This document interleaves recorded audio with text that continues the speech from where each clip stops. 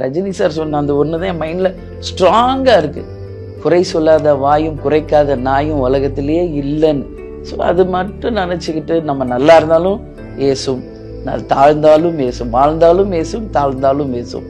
அதுதான் வையகம். இல்லை, அவர் கேப்டன் சிக்கா இருந்தது 10 வருஷமா உலகத்துக்கு தெரியும். ஒவ்வொரு முறையும் நான் செக்அப் கூட்டு போறது, உலகம் ஃபுல்லா ட்ரீட்மெண்ட் கூட்டு போறது எல்லாருக்குமே தெரிந்த ஒரு விஷயம்தான். அவர் பழையபடி ஆக்டிவா கொண்டு வரணும் தான் 10 வருஷம் நான் போராடினேன். பட் முடியல. பட் இதை வெளியே இருந்து பாக்குறவங்க, இதை நெகட்டிவா ப்ரொஜெக்ட் பண்ணணும்னு நினைக்கிறவங்க அது தப்பா தானே. தப்பான கண்ணோட்டத்தில் ஒரு விஷயத்தை பார்த்தால் அது தப்பா தான் தெரியும்.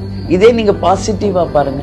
இன்னைக்கே பல பேர் ஒரு அம்மாவா நீங்க பாத்துக்கிட்டீங்க, உங்களை மாதிரி யாரும் பார்த்திருக்க முடியாது. நீங்க அத்தனை பேரும் சொல்றாங்களே, அவங்களுடைய லுக் பாசிட்டிவா பாக்குறவங்களுக்கு அது பாசிட்டிவ்.